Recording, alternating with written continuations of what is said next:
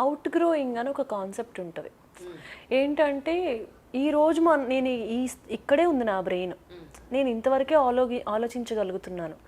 ఒక 6 నెలల తర్వాత నాకు జరిగిన విషయాల వల్లనో, లేకపోతే చదివిన పుస్తకాల్లో, చూసిన సినిమాలో, చేసిన ఎక్స్పీరియన్సెస్, అనుభవాలు, కాన్సిక్వెన్సెస్ ఏదైనా సరే నన్ను 6 నెలల తర్వాత వేరే మనిషిని చేస్తాయి. నేను ఈ మనిషిని అవుట్ గ్రో అయిపోయి ఇక్కడికి వచ్చాను. ఇక్కడ ఫ్రెండ్షిప్ చేసినప్పుడు you were on the same level with me, emotionally, intellectually, everything. ఇక్కడికి నువ్వు కూడా ట్రావెల్ అయిపోతే మనం నిలుస్తాం. అట్లీస్ట్ ట్రావెల్ అవ్వాలి, నువ్వు ఎక్స్పీరియన్స్ అవ్వాల్సిన అవసరమే లేదు. You're ready to a conversation, open conversation పెట్టుకోగలుగుతావా? ఒకప్పుడు బాగానే ఉన్నాగా, ఇప్పుడు ఏంటి ఇంత పిచ్చి పిచ్చిగా మాట్లాడతామని నన్ను అన్నాడు అనుకోండి నా ఫ్రెండ్, ఆబ్వియస్లీ నేను నన్నే అవుట్ గ్రో అయిపోయాను మచ్చా, నిన్ను అవుట్ గ్రో అవ్వడం ఎంతసేపు? సో ఏ మనిషి అయినా, ఏ రిలేషన్షిప్ అయినా, ఏదైనా చేసే హాబీ అయినా, చూసే సినిమా అయినా, ఏదన్నా నేను బతుకుతున్నాను అంటేనే రేపటి కోసం నేను సిద్ధపడాలి. అవును, అలా నన్ను హెల్ప్ చేసేవే నా చుట్టూ ఉండాలి. అందుకే ఆ ఇన్నర్ సర్కిల్ చాలా చాలా ఇంపార్టెంట్. ఒకప్పుడు నాకు 10 మంది ఫ్రెండ్స్ ఉండేటోళ్ళు, ఇప్పుడు 2 ఉన్నారు. మనల్ని అర్థం చేసుకుని who stage very rare. Most important actually. అర్థం అవ్వేలా చెప్పగలగడం కూడా మళ్ళీ మనకు మనం చేసుకోవడమే. మేబీ పాత వాళ్ళకి నేను చెప్పలేకపోయానేమో, నా సైడ్ నుంచి కూడా ఉంటుంది. ఏదో రాయమంటే పేజీలు పేజీలు రాస్తాను, కానీ అలా ఇమోషన్స్ చెప్పడమే బెబ్బే అంటాను నేను కూడా కొన్నిసార్లు. కొన్నిసార్లు I struggle so much, I send my mom letters. అవునా? అడ్రస్ పోస్ట్ పంపిస్తాను మా మమ్మీకి. దానికంటే 25,000 ఇవ్వు అని అంటుంది మా మమ్మీ. అప్పుడు మా డాడీతో చెప్పడానికి రాదు. అంటే మేము ఇందాక పేరెంట్స్తో ఉన్న గ్యాప్, కాన్వర్జేషన్స్ బిల్డ్ చేసుకోవడానికి, కమ్యూనికేషన్ గ్యాప్, మమ్మీతో ఏమైనా మాట్లాడాలంటే ఫస్ట్ నాకు కాళ్ళు వణుకుతాయి. మెల్లిగా మా డాడీని అలా తాల్చుతాను వెళ్ళి, ఏమైనా చెప్పొచ్చు కానీ నువ్వే మాట్లాడుకో, నాకు సంబంధం లేదని. సర్లే, I will send one emotional letter అని మా మమ్మీ చదివే టైంకి బురుబురు ఏడుస్తూ ఉంటుంది. నేను కరెక్ట్గా నన్ను దేవుడు రైటర్ని చేశాడు. సో ఎమోషనలీ బ్లాక్మెయిల్ చేస్తున్నావు అమ్మ నువ్వు. ఐఎమ్ టెల్లింగ్ హర్, నేను ఒక 2 పదాల్లో చెప్పేది 2 పారాగ్రాఫుల్లో చెప్తాను.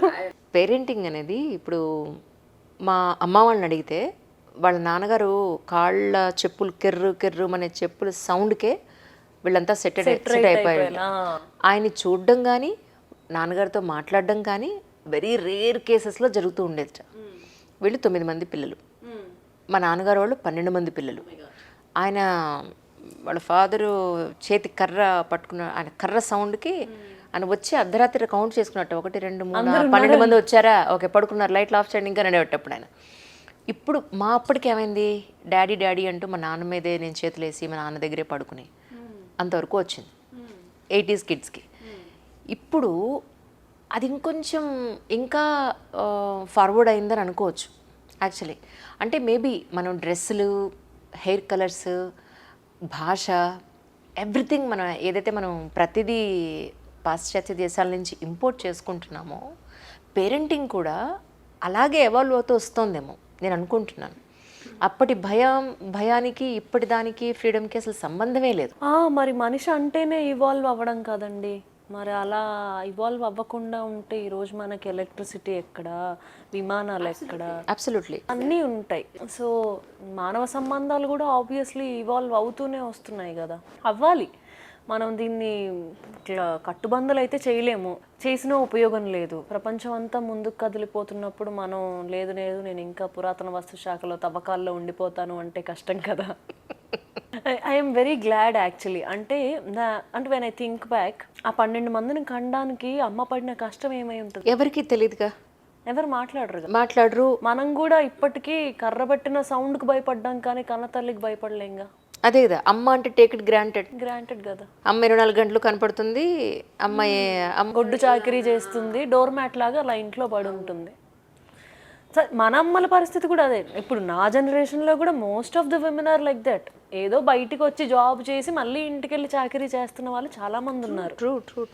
నేను ఐ వాజ్ రీడింగ్ సంథింగ్, ఏదో డూమ్ స్క్రోలింగ్ చేయకుండా I'm reading some article, and people are like, ఇంకా అమ్మతనం అంటే ఆడతనమే, ఇంకా పిల్లల పెంపకం అంటే అమ్మే. ఇప్పుడు నాకు ఇది ఫర్ ఎవర్ ఉండే డౌట్. ఇది సమాజం పరువుని, ఇంటి మర్యాదని, ఇంటి బాధ్యతని అన్నీ ఆడవాళ్ళకే ఎట్లా చెప్పింది అనేది పెద్ద డౌట్ అది నాకు. వీళ్ళకి పెద్ద బాధ్యత ఇచ్చిందని అనుకుంటున్నాను నేనైతే. ఏం బాధ్యత, సమానంగా ఉండాలి కదండి. అవును, వాళ్ళని ఫ్రీ చేసేసారు, వీళ్ళ మీద బాధ్యత ఎక్కువ పెట్టేశారు. ఎగ్జాక్ట్లీ కదా. అంటే now that women are questioning, అంటే మరి మరి మనం చాలా తరాలు వెనక్కి వెళ్ళి మాట్లాడుకోవాలి. ఏంటి అంటే నా పిల్లల్ని ఎవరు చూసుకుంటారు, నన్ను ఎవరు చూసుకుంటారు, నాకు తిండి ఎవరు పెడతారు, నా పిల్లలకి కడుపు ఎలా నిండుతుంది అన్న దాంట్లో నుంచి డామినెన్స్ వెళ్ళిపోయింది. అది ప్రేమతో ఎంతవరకు జరిగిందో తెలియదులే కానీ పవర్ ప్లేలోనే జరిగింది అని అనుకుంటాను నేను. అబ్సల్యూట్లీ అంతే కదా. అబ్సల్యూట్లీ అంతే, నో డౌట్ అందులో. ఇప్పుడు మా మా అమ్మలు, మా అమ్మమ్మలు, నాన్నమ్మలు వీళ్ళెవరు ఉద్యోగాలు చేయలేదు, వాళ్ళ ఇంట్లో హౌస్ వైఫ్లానే ఉన్నారు. అమ్మో ఈయనతో నాదే గొడవ అయితే, లేదా ఈయనతో నేను విభేదిస్తే, నా పిల్లల్ని వెళ్ళిపోతే, నన్ను వదిలేసి వెళ్ళిపోతే నేను ఎలా బతకాలి, నా పిల్లల్ని ఎలా బతికించుకోవాలి అన్న భయంలోనే వాళ్ళు ఉన్నారు. అయితే ఇప్పుడు ఏమంటున్నారు, వీళ్ళకి ఫ్రీడమ్ ఎక్కువైంది, ఇన్కమ్ ఎక్కువైంది కాబట్టి వీళ్ళు కాంప్రమైజ్ అవ్వట్లేదు, కొంచెం కూడా సర్దుబాటు లేదు, అందుకే వెళ్ళిపోతున్నారు అని. It's time for men to do సర్దుబాటు. It's absolute right time. అంటే ఒక జనరేషన్ మనకి మన మధ్యలో ఉన్న జనరేషన్ స్ట్రాంగ్ ఇండిపెండెంట్ ఉమెన్ ఎట్లా అవ్వాలో చెప్పింది, కానీ ఆడపిల్లలకి స్ట్రాంగ్ ఇండిపెండెంట్ ఉమెన్తో ఎట్లా బతకాలో చెప్పలేదు మగపిల్లలకి. నిజంగానే ఒక లేడీ ఇండిపెండెంట్ అయ్యి స్ట్రాంగ్ మైండ్ సెట్ ఉంటే కనుక వాళ్ళని ఎలా భరించాలి అనేది ఇంకా మేల్కి అలవాటు అవ్వాల తెలీదు. ఐ థింక్ ఇక్కడ నుంచి అలవాటు అవుతుందేమో, ఇక్కడ నుంచి రాబోయే జనరేషన్స్కి అలవాటు అవుతుంది. అవ్వాలి, వాళ్ళు అలవాటు చేసుకోవాలి. It's high time. ట్రూ.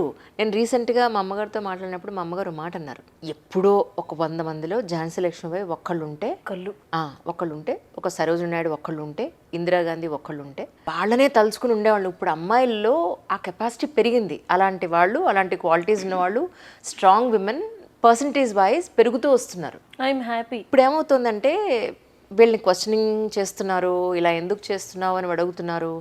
వీళ్ళకి ఏమైంది, జనరేషన్స్ వీళ్ళ జీన్స్లో ఉండిపోయింది ఏంటి అంటే, లేడీ అని అంటే పడి ఉండాల్సిందే, పద్ధతిగా చెప్పెళ్ళాలి, చెప్పులేసుకెళ్ళాలి, అలవాటు అయిపోయింది. కాబట్టి ఇప్పుడు క్వశ్చన్ చేసినా, ప్రశ్నిస్తున్నా, నేను ఇలా ఉంటాను అని అన్నా దాన్ని డైజెస్ట్ చేసుకోవడానికి కొంత టైం పడుతుందేమో అని అనుకుంటున్నాను.